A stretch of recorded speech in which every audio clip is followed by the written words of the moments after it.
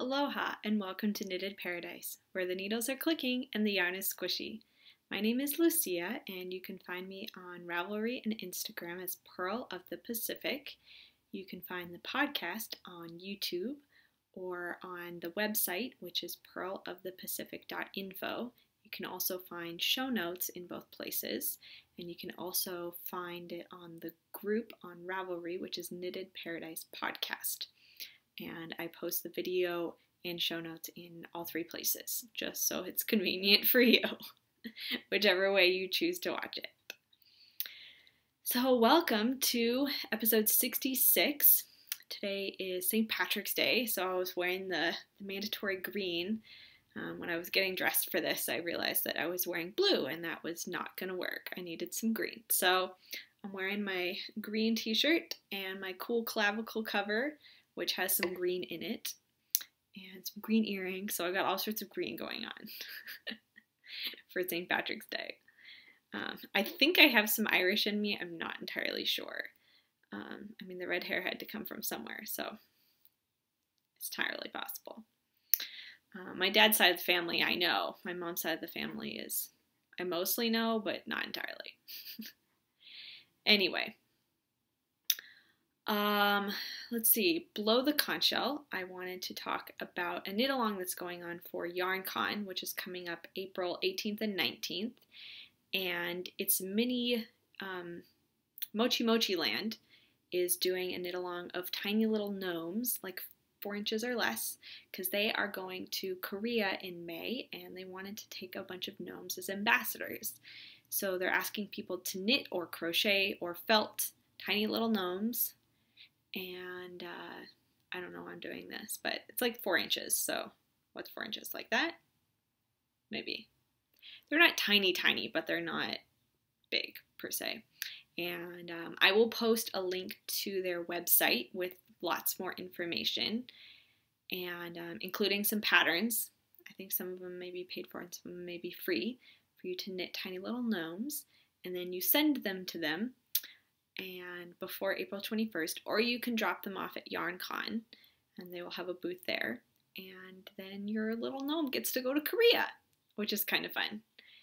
And yeah, so I'll give more information in the coming weeks, but I wanted to just put that out there. If you wanted to participate in that, I'll put a thread in Ravelry for it, and if we get a good amount of participation, I'll draw for a prize. How's that? Which will be later determined. All right, that's it for our below the conch shell. On the island, I have 3 things. I have my vanilla latte socks, which are by Virginia Rose Jeans in Sweet Georgia Yarn Tough Love sock in the colorway Bison. And I have turned the heel on both socks, and I'm knitting my way up the leg. And I've got a couple more inches to go before I do the cuff. I usually try to make them at least as long as the foot, and then make the cuff that long. Sometimes I do the pattern up until here and then do a cuff on top of it, depending on how tall I want the socks or how much yarn I have left. Guys tend to like their socks a little taller, so sometimes I knit theirs a little longer. So we'll have to see how much yarn I have left when I've hit the toe. That's that. The other socks that got attention are my Static Zing socks by Megan Williams. And these are out of Mag Color Fiber Arts Doolally sock, or Doolally base, which is a fingering sock. And I'm in the Doomsday machine colorway, which is what the toe is. And then the white is the Cascade Heritage white. And I opted for the columns alternating colors. You can also do them that within the column it alternates between the 2 yarns, but I liked the way this looked, so that's what I'm doing. And I had to do a little bit of backward knitting on this because I realized I did too many toe increases, so I ripped that back to where I wanted to, and ta-da! And I am doing them 2 at a time, which it might get a little tangly, so we're going to see how that goes. I may end up snipping the 2 cakes because you know when I wind my yarn cakes for 2 at a time, I don't cut it in the middle. I just weigh them and have them connected so that when I have leftovers, I just have one continuous leftover. Sorry, I've got cat hair. I have the cat on my lap. He is being very clingy since we were gone this weekend, which I will talk about later. And so it's okay. He's keeping my lap warm, which is kind of nice. And so those got some attention. Speaking of Megan Williams, the Cool Clavicle cover is also by Megan Williams of the Stockinette Zombies. The other thing I have is Lintillia, which is by Martina Behm. And this is out of Three Irish Girls Adorn sock in a colorway designed by Stephen West. I'm not entirely sure of the colorway name. I tried to look it up and I don't know what happened to the ball band, and I didn't write it down when I stashed it on Ravelry. So anyway, I think last time I had done up to like here or something, so all of that got done this weekend. And I'm ready for the edging. I actually had a good portion of the edging done, and then I realized I was going to run out of yarn. So I ripped it back, and I'm trying to decide whether just to do more plain rows in between the ruffles, because they're short rowed ruffles, or to rip back one repeat, and then I'll probably have enough yarn. Because she said start the edging when you have, I think, 25% of your yarn left. And I had exactly 25 and no extra, and I think that was a problem. So I had most of the edging done. I was planning on having it finished for the podcast, but not so much. That's okay. I'm not in a hurry for that one. So those are the 3 things that are on the island. The one thing that has set sail is a Lego thing that I just did this morning. And it's the rest of the pet shop. Apparently I'm doing it layer by layer. This is the top floor of the pet shop. Okay, let's take off the roof so you can actually see it. Ta-da! There's a bed with a little lamp in there. It's like a little loft kind of area. That's the front. And there's a skylight, which I think is my favorite part. I can get this to go back on.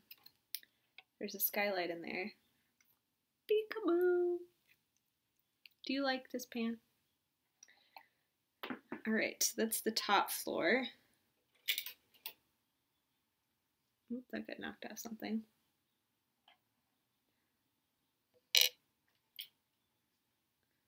Oh, now it's coming 2 floors at a time. So this is, I think I showed you the pet shop before, and so this is what goes on top of the pet shop, and the layers come apart quite easily. And this is a little apartment. So in the corner you've got a coffee maker and a sink and a stove and an oven that I'm trying to open without looking at it, which is making it challenging. But the stove opens and closes, and then there's a fireplace. And then on this side, there's a clock with a chair. Ta-da, and stairs. So this is, I guess, the living room kitchen area of the apartment, and then this is the bedroom part. I think it's all connected as one big apartment because it has a separate door. I'm trying to figure out where to put this. So this is the entrance. Oops, knocked the guy off the back lawn here. So that's the entrance to the apartment. You go up these stairs, and then there's a door that you come in, and then this is actually the entrance to the pet shop. So, ta-da! So that's what I finished.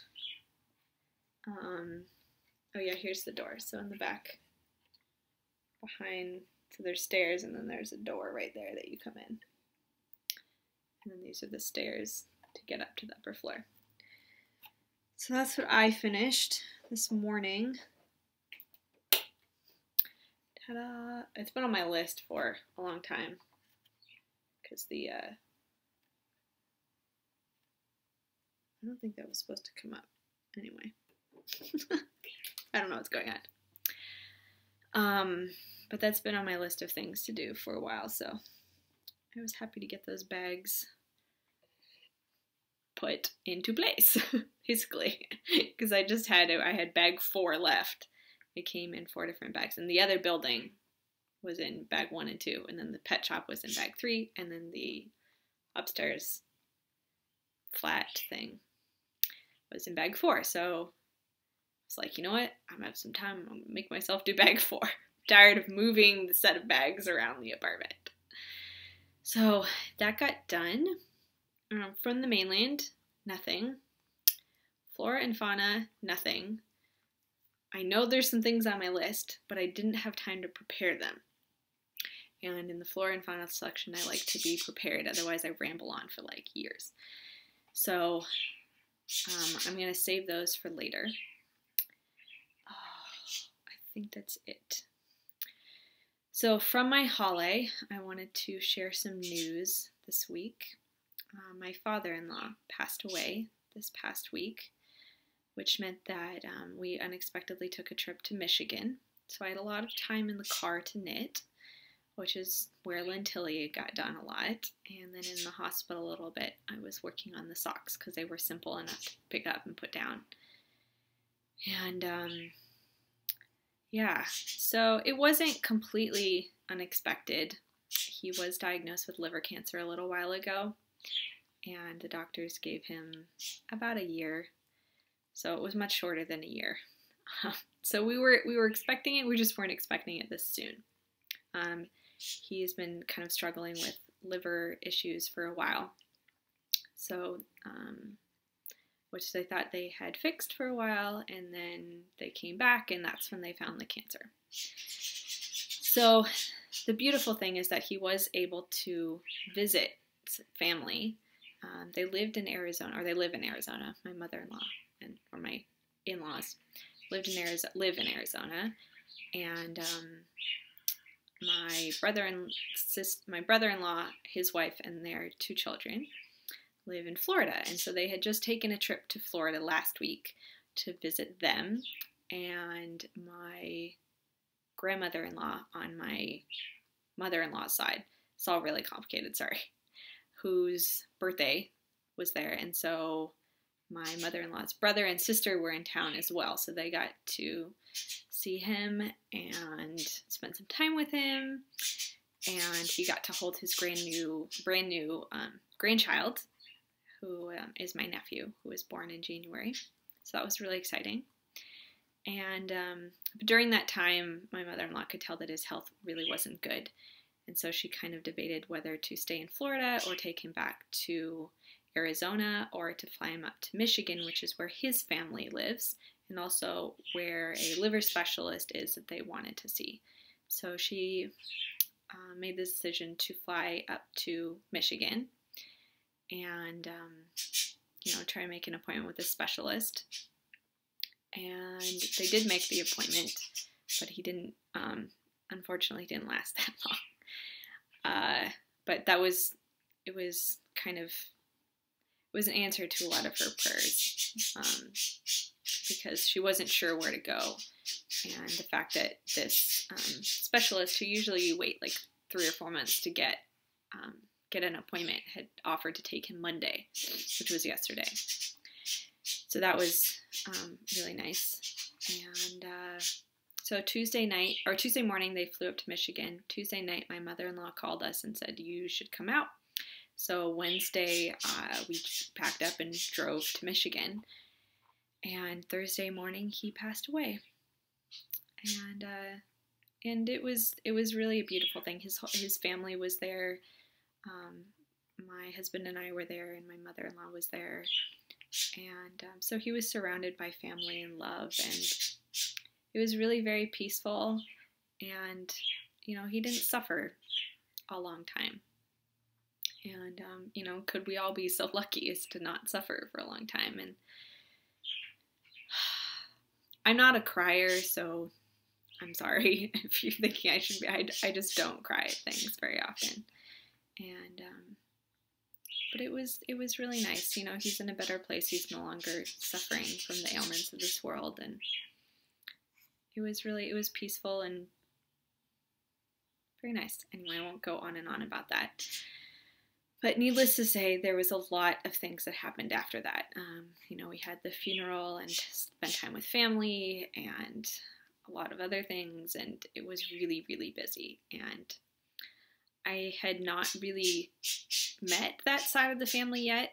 I had met kind of my mother-in-law's side of the family, and I hadn't really met his side of the family, which I found out a lot of them are knitters.